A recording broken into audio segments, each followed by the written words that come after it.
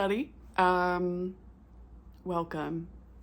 It's June 1st, 2023. I am coming at you bright and early this morning in Northern Virginia, and I am excited to talk to you about cross stitch and crafty things and also some gay pride things. And first off, happy Pride, everybody. I will talk about that later in the video, but I just wanted to come on today, give you a cross stitch update because that's what this channel is about. I guess introduce myself because I haven't done that yet. My name is Cameron. I go by Cam the Stitcher on Flosstube, Instagram, and Goodreads as well. I got this Goosebumps shirt this past weekend and I'm just really excited about it. Anyways, yeah, so I guess I'll give you a small tiny life update. Memorial Day weekend was cool. I ended up, my partner and I cleaned the apartment a lot because it was needed. And so we took advantage of the 3-day weekend. We went to Ikea and some shopping happened. Got some new bedding and some clothes for him for the beach trip coming up. Because he doesn't buy clothes for himself ever. So we had to get some stuff. And then I just relaxed. I did stitch some of the time, but I lost my stitchy bug a little bit there for like 2 days. Not complaining, 2 days is nothing. I ended up playing a bunch of Stardew Valley on my Switch, and yeah, but I did get some stuff done, so I would love to show you that.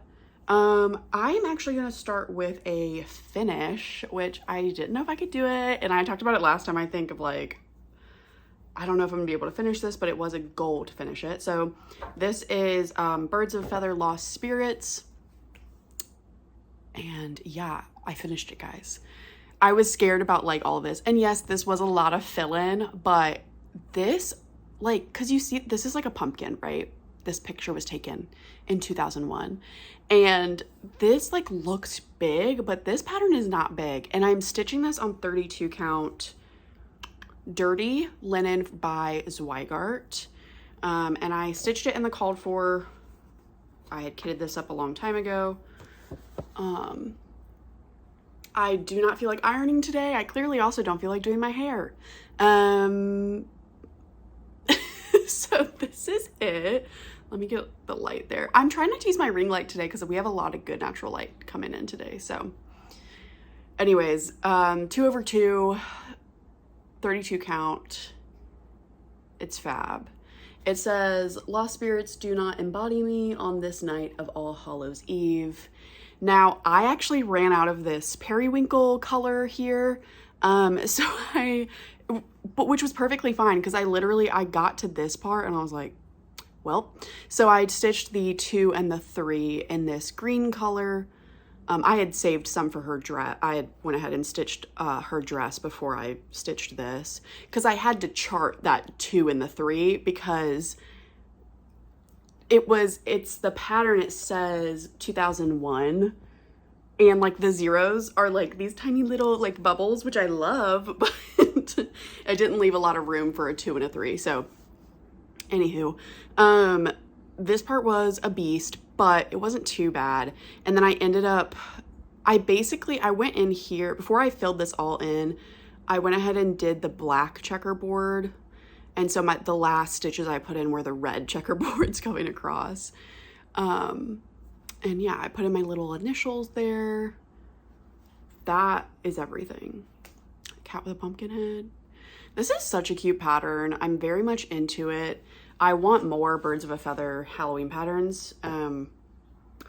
This I got from 123 Stitch. It's still available on 123 Stitch as of a couple of days ago, I checked. So yeah, this is still like technically, I think, in print. I think Abby from Top Knot Stitcher might also have this pattern. I can't remember, but Yeah, I already promised this to my aunt, so I will be sending that to her or handing that to her at some point. But yeah, it is available, I promise. Speaking of, I got to catch up with my aunt, not this past weekend, but the weekend before. I went down and visited my dad, and we were hanging out and stuff, and she came over and she showed me all her stitchy stuff. I got some clarification. She had started stitching when she was in her like early 20s back in the day, and then recently got back into it, and she supports me on this channel and my Instagram and stuff, and so it was super cool to catch up with her. And she has a lot of cool patterns going on, and she's working on an Autumn Lane Stitchery one that, like, I was like, oh dang, that's so much more like beautiful stitched up in person. And she's working on a couple of like monthly, I think Country Cottage needlework patterns, and she did the Strawberry Fair pattern by October Fiber House. Anyways, very beautiful stuff, and so that was cool to catch up with her.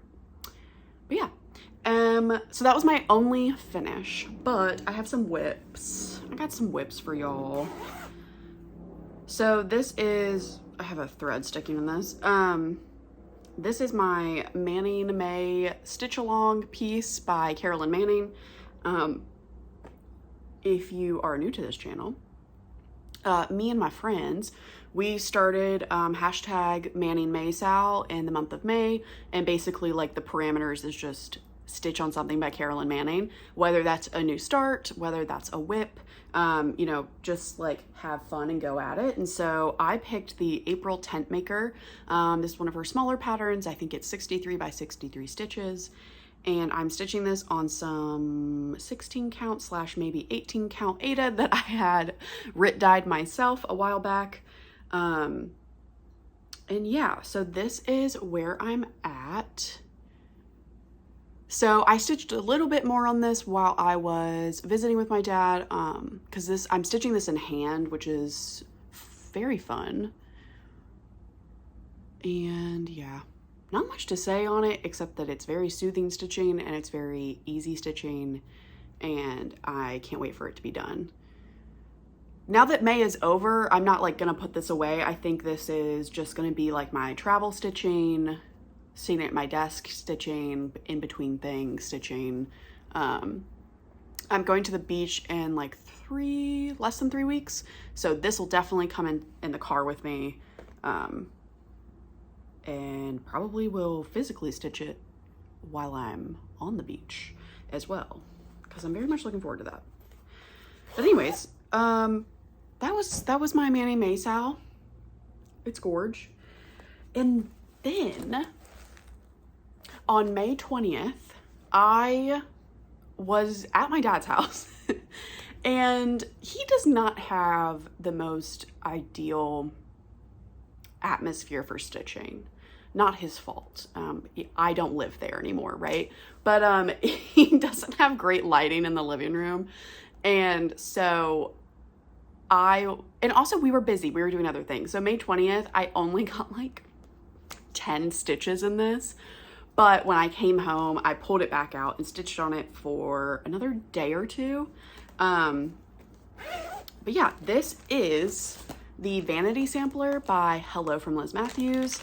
It is gorgeous. This came out at Nashville Needlework Market, Nashville Market, this past March. And I love it. It's gorgeous, as you can see. This is a reproduction sampler. And if you haven't watched this channel before, if you haven't seen this or know anything about it, it's called the Vanity sampler because this portion right here in the original piece, as you can see, was completely cut out. And that portion is where the person, the woman, probably had her name and possibly date of birth or date she finished this or started it. And this happens sometimes where the woman would either rip out the stitches or just cut it out of her stitching, because there's that weird thing of like women aren't allowed to age. It's like kind of inconvenient that we age for men, I guess. And so she just cut it out and was like, you don't need to know how old I am, okay? And whatever, we love her for it. So I looked at this and I was like, the colors are gorgeous, love it, but in my mind, this section right here is very morbid, and I just love to think of like Vanity in a really fun way of like gothness, and like this is giving to me, this gave like Victorian goth vibes. Like I was ready to put in some Victorian goth colors that only exist in my head, and you can tell me that they're not goth colors, but I don't really care. I like it. So I made a color conversion.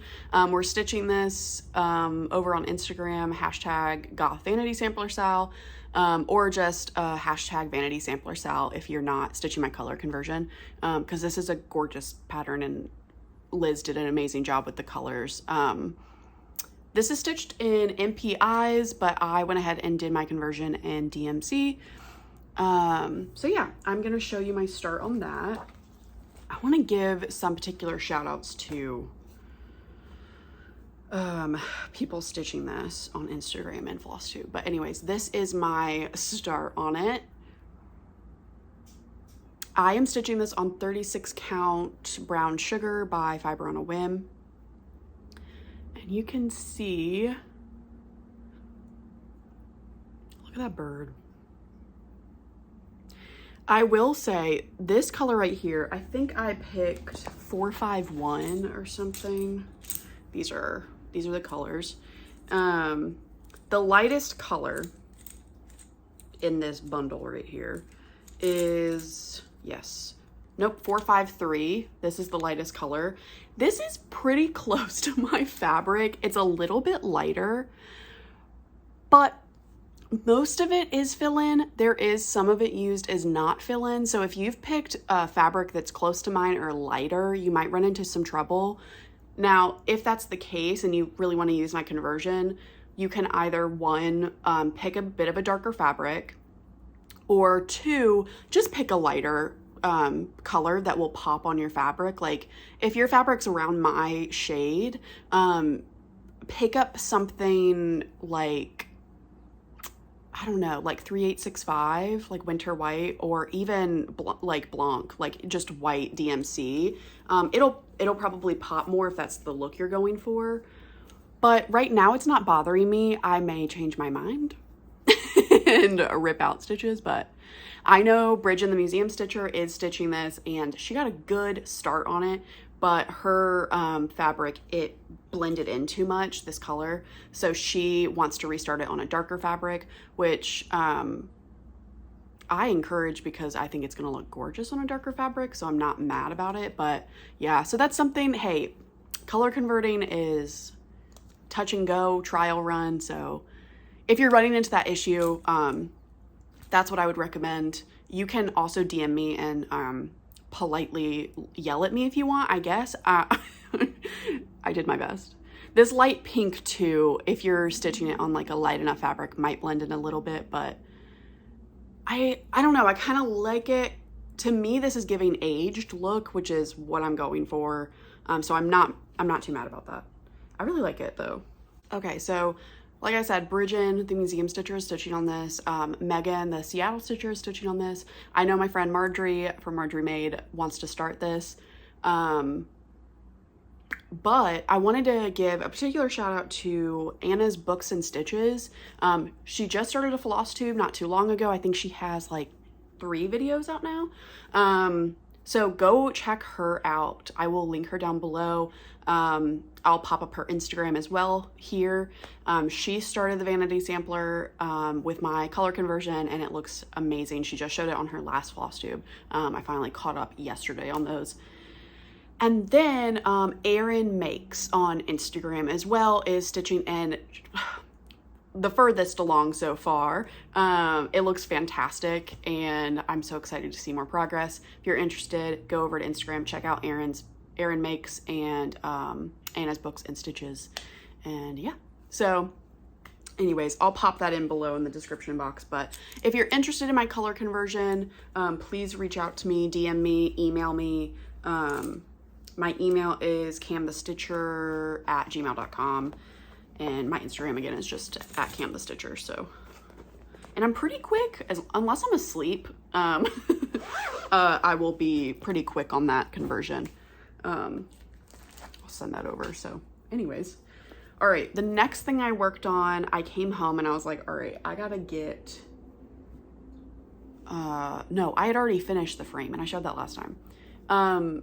But the first part of the Greenhouse of Oddities Stitch Along by Lola Crow Cross Stitch came out, and I was very excited.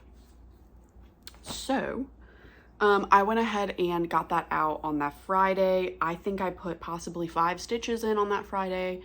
And then Saturday, we were out most of the day, and so I stitched on it later. But anyways, I did finish it. I finished part 1, planting 1, and that is what that looks like.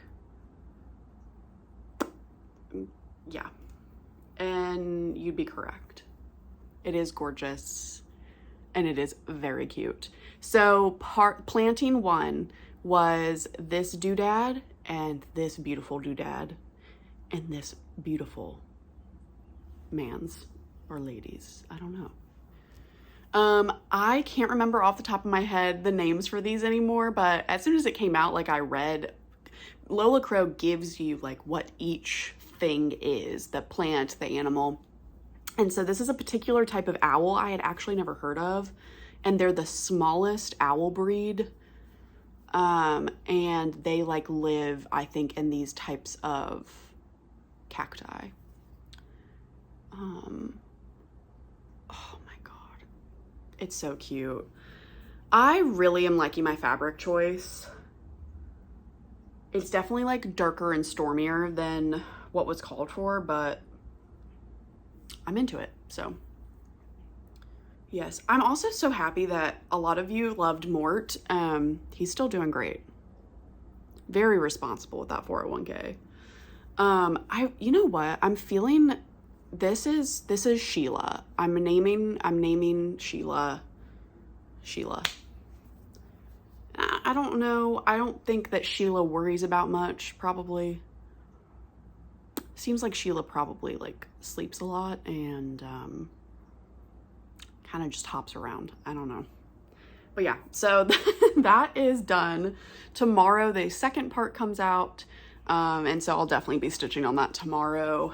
And yeah, I'm excited. I mean, I kind of miss, okay, do I join every stitch along ever? Yeah, sometimes. But I did actually kind of miss these weekly stitch alongs where like a part comes out on a Friday. Like, so last year I did the Supernatural Stitch Along by the Witchy Stitcher, and I did Lola Crow's Haunted Library. And like, it was a lot, but I also had so much fun, and like I kept up with both of them. And obviously what that means is that I let Whip Go kind of go to the wayside sometimes, which definitely happened this month. Lost Spirits, that finish was on my Whip Go board, so that goal was met. I ended up UFOing one project, and then the other 2 projects I didn't get, like, I got like a few stitches on, so, and that's fine. It is what it is. And I'll tell you why that happened. One, because I definitely focused a lot on the Greenhouse of Oddities this month to get that done, the frame done. I also focused a lot on the finish for Lost Spirits. But then, Bridget and I, Bridget the Museum Stitcher and I were chatting about how we had not pulled out our full coverage that we started with Marjorie from Marjorie Made in March. Marjorie started a SAL called Rip My Whip SAL, and it was basically just like start a full coverage, like, or work on a full coverage. And I did, and I started a full coverage, and I'm very excited about it. And then the entire month of April, I did not get it out. And I think that's because full coverage sometimes can be daunting to like pull out when like you might not be necessarily in that mindset.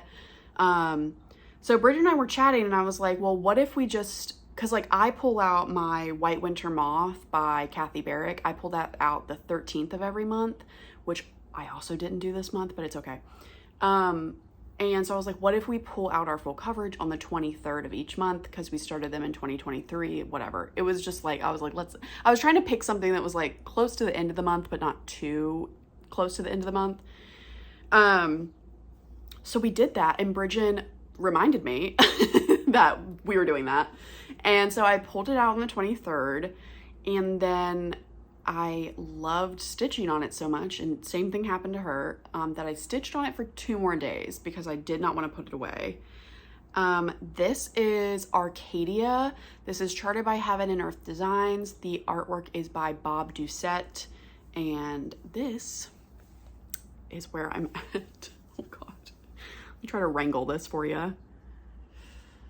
So I think last time I showed it to you, I definitely had this bubble going on, and I might have had like the tip of this wing or something, but I got a lot of that moth done,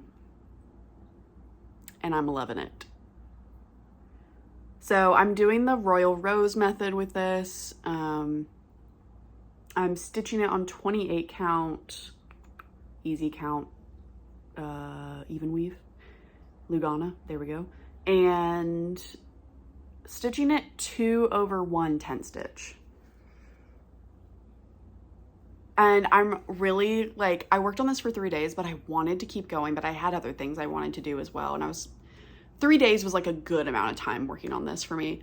But I wanted to keep going because I'm like, I think right here, I'm going to start getting to that like turquoisey blue background, and I'm ready for some bright blues. I can't wait to get to the pinks, obviously, and things like that, but just the detail that's coming through is insane. So anyways, I am very excited about this. You will be seeing it again at the end of next month, and so on and so forth. So super excited. That was my last whip. I have the smallest amount of haul, and I do actually have 1 crochet whip to show you, but I'll save that for after my haul. I just got 2 pieces of fabric. Again, I'm on a no buy this month, and I've pretty much stuck to it. So my first piece of fabric was from my Stitchy Box subscription. I'm in the Fire on a Whim Club, and I get a 36 count fat quarter every month. And this is the color Parchment. So very excited about this.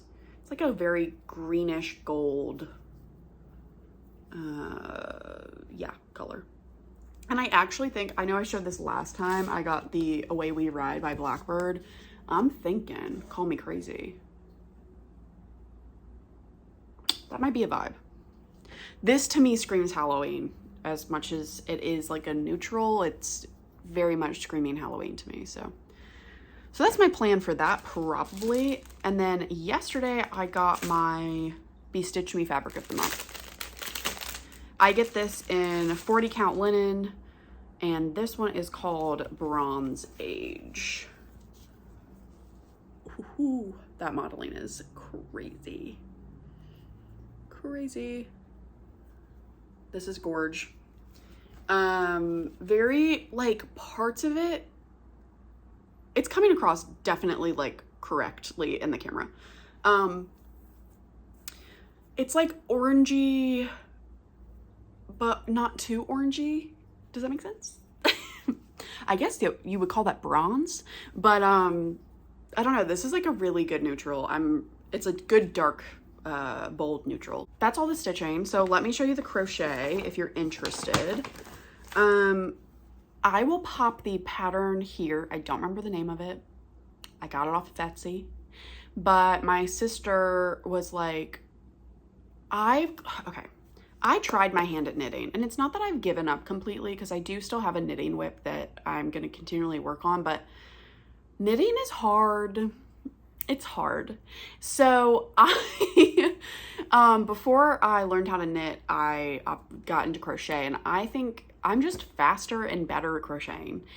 I went to a local yarn store in my hometown, and I picked up this yarn. I actually love the way she caked this up in a Ziploc bag. She has the tail here. Anyways, let me take it out of the bag, I guess. So this is the yarn. It's very, it's subtly variegated, but it's this beautiful, like, creamy color. That's really all there is to it. My sister wanted me to crochet this for her, and I was like, sure. And so, yeah, I'll be working on this. It shouldn't take me too long if I, like, just do it. But anyways, it's a combination of these squares. Now, do they look like squares right now? No. This is not blocked, obviously, because it's a whip. But this is like what, when they're, I think when it's blocked and everything, and everything's stitched together, this is what it'll look like the picture. But yeah, so I have, this is the back panel of the sweater, and this is what I have so far. So to me, this looks way too big for her, but I am following, I did the size small / medium. Their sizing was a little interesting, but they did actually, they include a PDF of like a bunch of people that have crocheted this, and with all different sizes, and it shows you what gauge they used, what size crochet hook, and what size yarn, and how many blocks they did for like each panel and stuff. So it's actually super helpful. But I have a feeling that I guess once you block this, it'll like fit. But yeah, so I've started on the second row. The weird thing about this is like, you don't just like do a square. You don't just like keep crocheting squares and then stitch them together. You crochet one square, and then you crochet this square and connect it to this one as you're going. So I had to do that all the way across. And then when you get down here, you have to crochet the square, connect it, and then the same thing here, you got to connect it as you go. And that's kind of difficult for me to wrap my head around, but I'm doing it. I'm working it out. Anyways, that's my crochet. So that is all for the crafting. I don't know if I want to do this, but I'm going to, I think.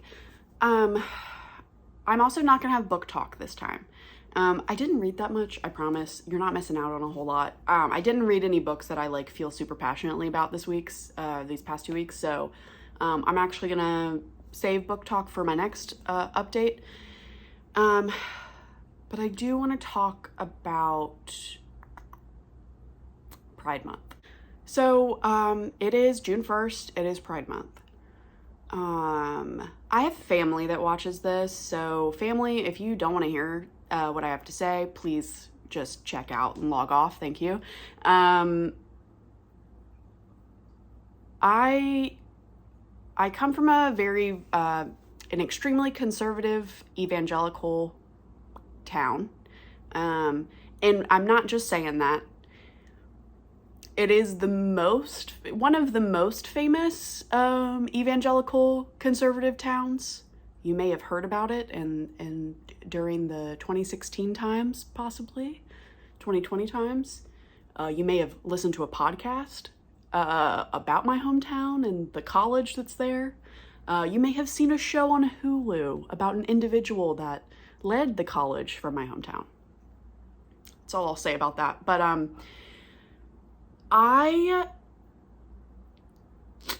like, it's so hard for me to talk about what I want to, I don't know. I have lots of thoughts, and it's kind of hard to put them all together and feel the way that I feel and use my voice in this community. I want to talk to you guys about Pride Month and my feelings on this community, and maybe just offer a little bit of like perspective and maybe just some understanding, I guess. I identify as queer. That's how I feel. Sometimes it is easier to tell someone that is not well versed in the LGBTQIA plus community that I'm bi or whatever. But to me, that's not really how I feel. I feel just queer. I like people.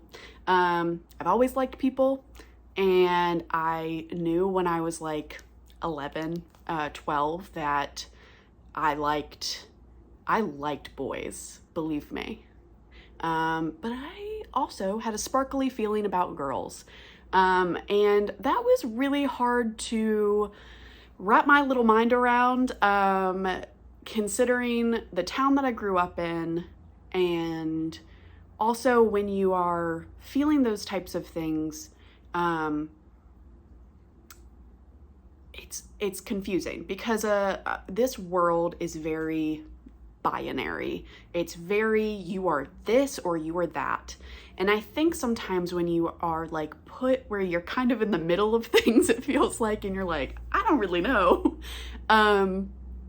It's kind of harder to figure yourself out and to find a label or an identifier that like makes you feel good.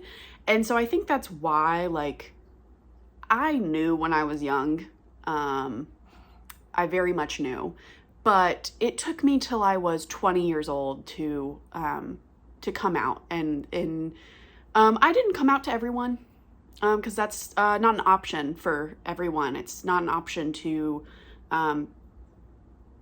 sometimes it's not an option. So I came out to my closest friends, and I came out to my sister probably before anybody. And yeah, I dated. I figured myself out as much as I could. And yeah, but also I have an understanding. I'm a white cisgender woman who is dating a man. So my voice, it does matter. But I understand that my voice does not need to be the biggest voice in the community. And I also understand that I don't need validation from others about who I am. I know who I am, and people that are close to me know who I am, and so I don't need to like be the biggest voice and shout it out, right? Like I'm chilling. I think if you meet me and you know me, that would not surprise you. Some of you that watch this channel, maybe you're like, yeah, and maybe some of you are surprised, and maybe some of you don't care, and I'm cool with that too. But yeah, so this is not an invitation to DM me or go into the comments and shame me as a human being, or disagree with my lifestyle, or tell me how to feel. This is not the invitation for that. But what I do want to talk about, if you live in the United States, or if you're paying attention to what's going on in the United States, this is tough. It's a tough time. I am extremely privileged. Thank you, Vindaloo. Thank you. I'm extremely privileged as who I am. I am not in danger. My lifestyle is not in danger. I live right outside of DC. I live with a partner that loves me and accepts me. For the most part, my friends, all my friends accept me, and I surround myself with people that are, we oftentimes have the same ideology. However, this year's been tough, and what I kind of want to talk about is just like perspective. And I think there's so much discourse about how to be a good ally, but also how to be a good queer, right? Like there's this idea of like, you are a bad queer if you don't think this certain way, or you do this or you do that or whatever. And I think there's a lot of pressure on people in the community, in the LGBTQIA plus community to be this like beacon for straight allies and other queers as well, of like, hey, like, I'm just letting you know right now, like, I am not the authority on all things. I have my own personal thoughts and feelings based off of my experience. And I am not the same as the non-binary person next to me, or the trans individual next to me, or the pansexual person next to me, or the gay person, or the lesbian. I am not the same. We do not have the same experiences. We all come from different places. We all have different family life and different work lives and different thresholds and emotional bandwidth to deal with a lot of the things that we deal with. And also then be that person that you look to during Pride Month. And I think I just am urging allies.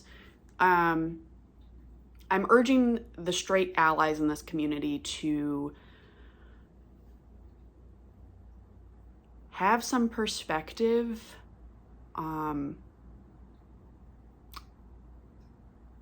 Do what you can, donate,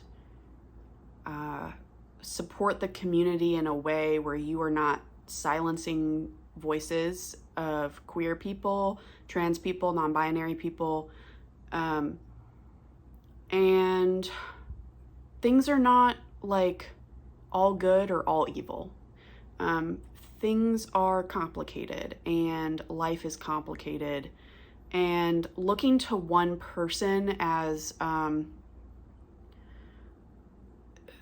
the beacon of all authority and relying on them to educate you for everything and on this topic, that's exhausting for that person.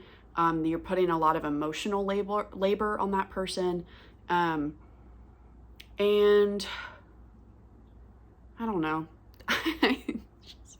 I've already seen like stuff in the cross stitch community and outside of that, laws are being passed to literally like eradicate trans and non-binary people. There are laws that have been passed as well that are being passed to